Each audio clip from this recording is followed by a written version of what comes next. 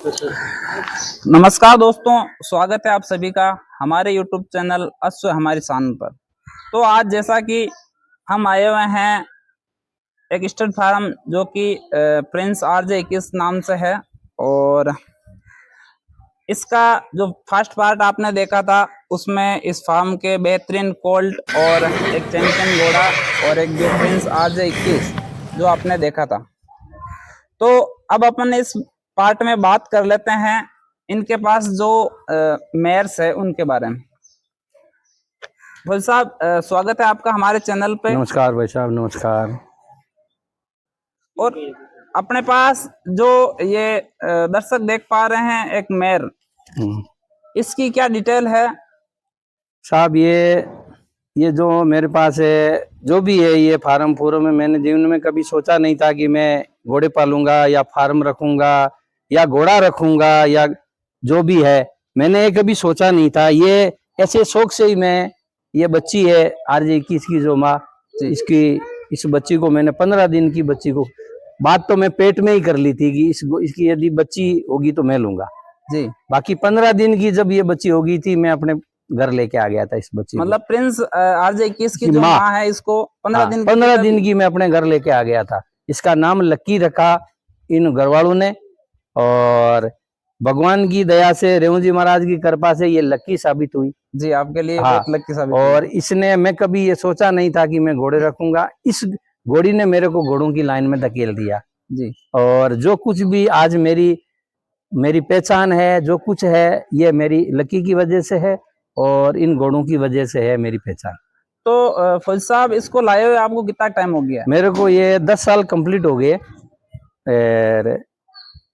ये 10 साल की हो गई लक्की, और इसने सारे रिजल्ट अल्टीमेट रही है। ये दूध रास वाले महाराज की घोड़े की बच्ची है। इसके मदर फादर दोनों ब्लैक है।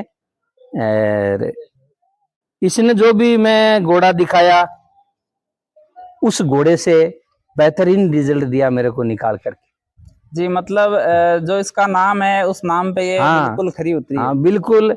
इसने मतलब ब्रीडिंग के नाम से इसने लोहा मनवाया है। और मैंने जो, आप खुद देख लो, मेरा मोटो भी यही है।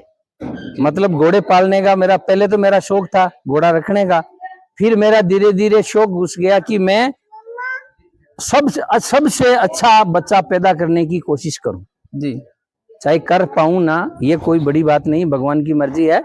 लेकिन मेरा ये मोटो है मेरा कि मैं सबसे अच्छा बच्चा पैदा करने की कोशिश करूं ब्रीडिंग में। ये मेरा शौक है जी। आपने मतलब एक छोटी बच्ची खरीद के उससे आपने जो ये खान पैदा की है, वाकई में ये काबिल तारीफ है।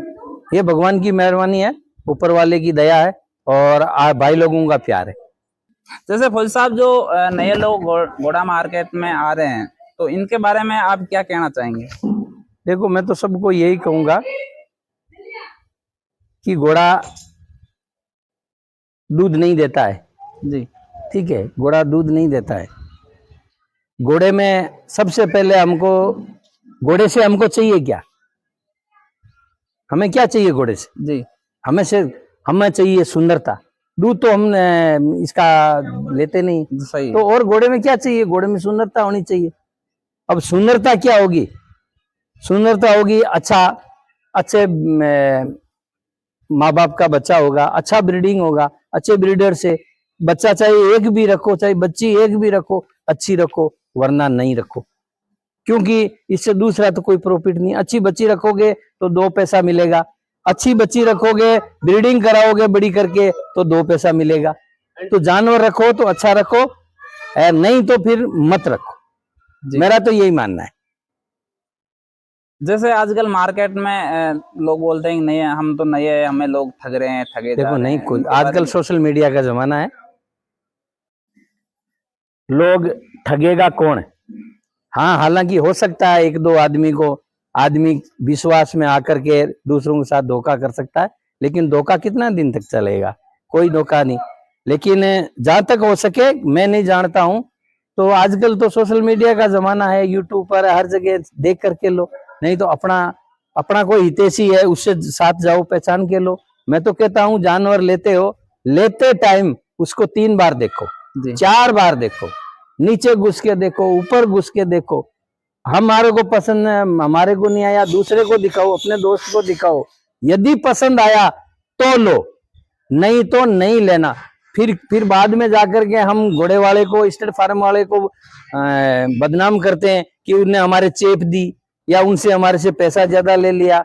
अरे भाई, कोई भी तुम्हारे घर आकर तो तुम्हारे को दिया नहीं, सही है। खरीदने के लिए आप गए हो, आपका उस टाइम तक फर्ज है, ठीक है। हाँ, यदि मैं आपको बात बोली कि मेरा घोड़ा ये हाइट है, भाई आप खरीद रहे हो, आप पैसे दे रहे हो, नापो उसको, बिल्कुल ठीक है। आप बाल भंवरी का ब्लेम लगाओगे, उसको 3 बार देखो बाल भंवरी, यदि अच्छी है तो लो, आप नहीं जानते हो तो नहीं जानने वाले को ले जाओ। फिर दूसरे आदमी को बदनाम करना गलत है।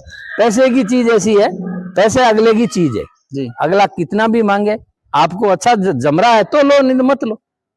कोई ये नहीं कि आपको जबरदस्ती देगा, कोई नहीं देगा जबरदस्ती, ठीक है जी। जैसे नए बंदे को जैसे हाँ घोड़ा जरूर है। मार्केट में आना फार्म चाहते वालों को भी ये सोचना चाहिए कि नया बायर है, उसके साथ मतलब गलत नहीं होना चाहिए। ये भी स्टेट फार्म बेचने वाले को भी ध्यान में रखना चाहिए। भाई मैं कोशिश ये करता हूँ, कोई भी मेरे को फोन आते रहते हैं, RJ किसकी बच्ची दोगे क्या, बेचोगे क्या? मैं तो यही बोलता हूँ, भाई ऐसे करो, आप आओ जी देखो बच्ची को, 3 बार देखो, बच्ची पसंद आ गई आपको तो फिर मेरे से पूछो कि कितना रुपया, जी। फिर मैं बताऊंगा कि आपको इतना रुपया। जी, मेरा भी यही मानना है कि भाई जो भी नया अश्वपालक आता है इस मार्केट में, तो मानो जैसे अपन जितने भी अश्वपालक हैं, तो उनका तो वो परिवार का एक हिस्सा बन रहा है। बिल्कुल बिल्कुल। जैसे कोई भी जाति का हो, कोई भी बंदा हो, हाँ जैसे घोड़ा घोड़ी ले रहा है, नया जुड़ रहा है, तो वो घोड़ों वालों के लिए तो एक परिवार का सदस्य हो जाता बिल्कुल है। बिल्कुल। फिर उसके साथ ये करना बहुत ही गलत है। मैं खुद बताऊं आपको, खासकर मैं बताऊं आपको ब्रीडिंग की, आजकल बड़े बड़े घोड़े वाले, बड़े बड़े नाम वाले घोड़ों की बहुत ज्यादा फीस कर दी ब्रीडिंग में, जी ठीक है। कोई गरीब आदमी दे नहीं पाता और घोड़ी ले जाता तो 3 बार सोचनी पड़ती है, जी ठीक है। और फिर दोबारा, क्योंकि उनके पास नामी घोड़े हैं, घोड़ियां आती रहती है, जी दोबारा वो यदि रिपीट हो गई तो दोबारा घोड़ी को कवरिंग कराने में बहुत प्रॉब्लम आती है। जी तो ऐसे करके तो उनको एक तो घोड़ी वाले को भी सोचना चाहिए, ठीक है। ये जरूरी नहीं है कि घोड़ा नामी है तो रिजल्ट भी नामी होगा। सब अपने भगवान की मेहरबानी होगी, किस्मत बढ़िया होगा तो ही रिजल्ट। सारे घोड़े हिंदुस्तान में कितने घोड़े, सारे तो फेमस नहीं है जी जी, कि सारे फेमस है, सारे फेमस नहीं। तो फिर ये है, आदमी को, नए ब्रीडर को भी सोचना चाहिए। मैं तो ये कोशिश रखता हूँ कि मेरे घर में जो भी घोड़ी लेके आता है मेरे फार्म पे, मैं उसको कभी भी नाराज करके नहीं भेजा, चाहे फीस के मामले में हो, चाहे यहाँ रहने के मामले में हो, चाहे खाने पीने के मामले में हो, मैं किसी को नाराज करके नहीं भेजा। जी जी, मेरी तो यही सोच है। बाकी आगले करने वाला अब आदमी को तो हम बदली नहीं कर सकते, चेंज नहीं, उनका नेचर उनके पास है। लेकिन मैं तो यही कहता हूँ भाई, नया ब्रीडर है तो उसका भी ख्याल रखो, और उसको यही ख्याल है, एक तो फीस हिसाब से लो, दोबारा रिपीट आ जाती है तो तकरीबन वैसा व्यवहार होना चाहिए जैसा फर्स्ट बार में फीस देते टाइम हुआ, जी ठीक है। फर्स्ट फीस देते टाइम तो हम अच्छे से चाय पिलाएंगे, अच्छा खाना खिलाएंगे, जी आ रहे हैं क्योंकि फीस दे रहा है। दोबारा रिपीट आएगी तो हम फोन भी नहीं उठाते। ऐसा नहीं होना चाहिए, जैसा फर्स्ट बार में हुआ वैसा ही सेकंड बार में होना चाहिए। हाँ, फिर घोड़ी में मिस्टेक है भाई, नहीं पल रही है तो वो तो घोड़ा वाला क्या करे, जी सही है। लेकिन फिर भी कोऑपरेट करना चाहिए। मैं तो कोऑपरेट किया हूँ। एक यहाँ अपने यहाँ मेरे नजदीक ही घोड़ी थी कंवरियाट के अंदर, जी ठीक है। वो अगला मेरे पास घोड़ी लेके आया, बोला ये घोड़ी रुकती नहीं है भाई। मैं क्यों नहीं रुकती है तो तू ही थकेगा घोड़े के पास लाने के लिए, मैं नहीं थकूंगा, जा तू लिया। मैंने उसने एक बार फीस ली, मैं उस घोड़ी के बच्चा पैदा करके छोड़ा, और बोल मैं 10 बार घोड़ा छोड़ा उसकी, जैसे एक ही फीस में। बड़े फार्म वाले तो एक बार छोड़ देते मैं हैं, 10 बार घोड़ा छोड़ा उसके एक फीस में। आपने 10 बार छोड़ा है, पर कुछ लोग लेकिन तो... उसने फर्स्ट बार घोड़ी लाने से पहले मेरे को बोली थी कि फो साहब मेरी घोड़ी रुकती नहीं है। मैं ट्रीटमेंट भी करवाया, घोड़ी रुकती नहीं है। मैं क्यों भाई, तू ट्रीटमेंट करवा ले तेरी घोड़ी का, जी जब घोड़ी घोड़ा मांगती है तब भी साड़ा लेके आ जा, ठीक है। मैंने 10 बार घोड़ा छोड़ा उसको, यार उस घोड़ी के बच्ची RJ 21 की भी एक नंबर बच्ची है। तो इनको कोऑपरेट करना चाहिए, उनको कोऑपरेट करना चाहिए, मेरा भी यही मानना है।